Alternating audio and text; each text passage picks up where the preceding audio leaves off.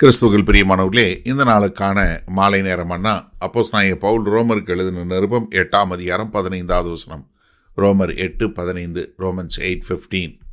அந்தபடி திரும்பவும் பயப்படுகிறதற்கு நீங்கள் அடிமைத்தனத்தின் ஆவியை பெறாமல் அப்பா பிதாவே என்று கூப்பிட பண்ணுகிற புத்திர சுவிகாரத்தின் ஆவியை பெற்றீர்கள்.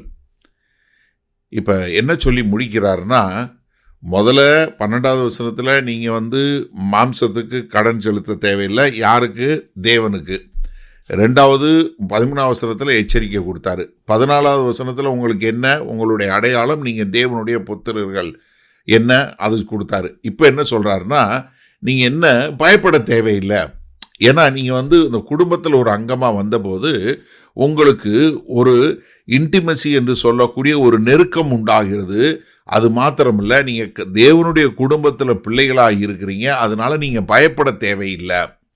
அந்தபடி திரும்பவும் பயப்படுகிறதற்கு, அதாவது பழைய வாழ்க்கை, நீங்கள் முன்னாடி பாவம் இல்லை நியாயப்பிரமாணம் இதற்கு அடிமையாக இருக்கும்போது அது உங்களுக்கு ஒரு பயம், ஒரு குற்ற உணர்வு, ஒரு அடிமைத்தனத்தில் கொண்டு போய் சேர்த்தது. அதனால உங்களுக்கு பயம் வந்தது.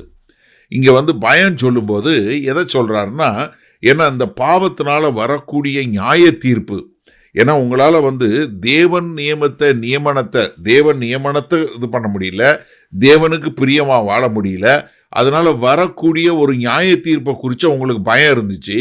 ஆனால் இப்போ பரிசுத்த ஆவியானவர் உங்களை என்ன பண்ணிட்டாரு? தேவனுடைய குடும்பத்தில் தத்து எடுத்துட்டாரு. அப்போ நீங்கள் தேவனுடைய குடும்பத்தில் தத்து எடுக்கப்படுவது என்பது சட்டப்பிரகாரமாக நீங்கள் அவருடைய பிள்ளையாக மாறி விடுறீங்க. அது உங்களுக்கும் தேவனுக்கும் ஒரு நெருக்கத்தை கொடுக்குது. அப்போ நீங்கள் தேவனுடைய குடும்பத்தினுடைய சொத்தாக மாறிடுறீங்க, அது வாரிசாக மாறிடுறீங்க. அதனால இப்போ நீங்கள் ஒரு குடும்பத்தில் எப்படி பிள்ளைகள் இருப்பாங்களோ அது போல இருப்பீங்க. அந்த குடும்பத்தில் உள்ள அடிமைகள் போல இருக்க மாட்டீங்க. இங்கே போடும்போது என்ன சொல்றாரு? அப்பா பிதாவே என்று கூப்பிட பண்ணுகிற புத்திர சுவிகாரத்தின் ஆவியை பெற்றீர்கள். இந்த அப்பாங்கிற அரமாய்க்கில் உள்ள அதே பதத்தை அப்பா அப்படின்னே மொழிபெயர்தான். தமிழில் அப்பா தான். ஆனால் நீங்கள் வேற இதில் பார்க்கும்போது வேற இதில் இது பண்ணாலும் நீங்கள் பைபிளில் எப்பயுமே இந்த வார்த்தையை மட்டும் அப்படியே அப்பானே போட்டாங்க. ஏன்னா காரணம் என்னன்னா, இது அவங்க ஒரு 2 பேருக்குள்ள, ஒரு ரட்சிக்கப்பட்டவனுக்கும் தேவனுக்கு உள்ள நெருக்கத்தை காட்டும் விதமாக, அதே சமயத்தில் ஒரு பிள்ளை எப்படி தன்னுடைய தகப்பனையும் தாயையும் நம்பி முழுமையாக இருக்கும் மூலமோ அதே போல பரிசுத்த ஆவியானவர் என்ன பண்றாரு? தேவனோட இருக்கக்கூடியதா. நீங்க கலாத்தியர் 4வது அதிகாரம் 6வது வசனத்தை சொல்லும்போது அவர் பரிசுத்த ஆவியை அனுப்பி அப்பா பிதாவே என்று கூப்பிட பண்ணுகிற காரியத்தை பண்ணாரு. யோவான் 1வது அதிகாரம் 12வது வசனத்தில் பார்க்கிறோம், அவரை ஏற்றுக்கொண்டவர்கள் எத்தனை பேர்களோ அத்தனை பேர்களுக்கும் தேவனுடைய புத்திரர் என்று அழைக்கக்கூடிய ஒரு அதிகாரத்தை கொடுத்தார் என்று சொல்லக்கூடியதாக. 2 தீமோத்தி 1:7 சொல்லும்போது என்ன சொல்றாரு? நமக்கு மீண்டும் பயப்படுகிற ஆவியை கூடாமல் என்ன கொடுத்தாரு? அன்பும் தெளிந்த சிந்தையும் உள்ள ஒரு ஆவியே நமக்கு கொடுத்திருக்கிறார் என்று சொல்லக்கூடியதாக. சரியா? சரி, இந்த நாளில் இந்த வசனத்தை நம்ம எப்படி எடுத்துக்கொள்வது? அதாவது நீங்க பாவம் மரணம் என்று சொல்லக்கூடிய காரியங்களில் போகும்போது உங்களுக்கு நியாய தீர்ப்பு உண்டாகும் அப்படிங்கிற ஒரு பயம் உண்டாகிறது.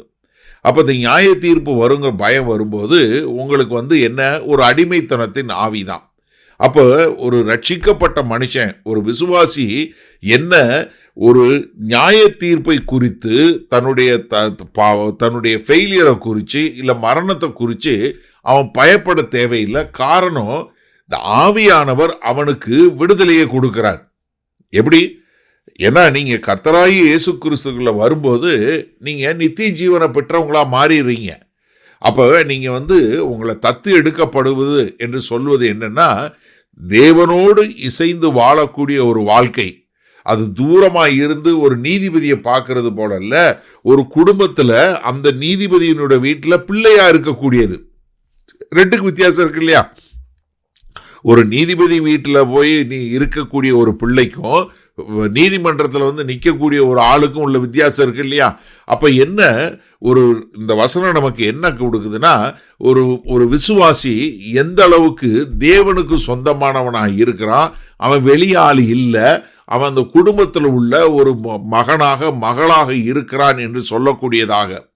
ஏன்னா நிறைய நேரங்களில் இந்த ஒரு விசுவாசி குற்ற உணர்வுனால ஒரு குறுகி போய் நான் இதுக்கெல்லாம் தகுதியே இல்லை அப்படின்னு சொல்லக்கூடிய பேர் நிறைய பேர் இருக்கிறாங்க. எனக்கு அருமையான சகோதரனே சகோதரியே, நீங்க அப்படி யாராவது இருந்தீங்கன்னா இன்றைக்கு தைரியமாக நீங்க தேவன்கிட்ட அப்பாவே பிதாவே என்று கூப்பிடக்கூடிய ஒரு காரியம். காரணம் என்ன? உங்களுடைய பாவங்களை, உங்களுடைய சாபங்களை எல்லாவற்றையும் கர்த்தராகிய இயேசு கிறிஸ்து கல்வாரி சிலுவையில தூக்கி சுமந்தார். அதனால நீங்க எதையும் தூக்கி சுமக்க தேவையில்லை. நீங்க அவருடைய முழுமையான விடுதலை எடுத்துக்கொண்டு பரிசுத்த ஆவியானவருடைய அபிஷேகத்தை பற்றி ஒவ்வொரு நாளும் கர்த்தருக்கு பிரியமான காரியங்களை நடப்பித்து அவருடைய பிள்ளைகள் என்கிற ஒரு சாட்சியுள்ள வாழ்க்கை வாழ கர்த்தர் உங்களுக்கு கிருபை பாராட்டுவாராக. மகா கிருபையும் இரக்கம் நிறைந்த எங்கள் அன்பின் தகப்பனே, கர்த்தாவே, இந்த அருமையான நல்ல நாளுக்காய் நன்றி. இந்த நல்ல நாளிலும் ஆண்டவரே, உம்முடைய வார்த்தைக்கு ஏற்றாற்போல நாங்கள் உம்முடைய பிள்ளைகளாய் இந்த பூமியில் சுதந்திரித்து வாழ எங்களை முழுமையாய் ஒப்புக் கொடுக்கிறோம்.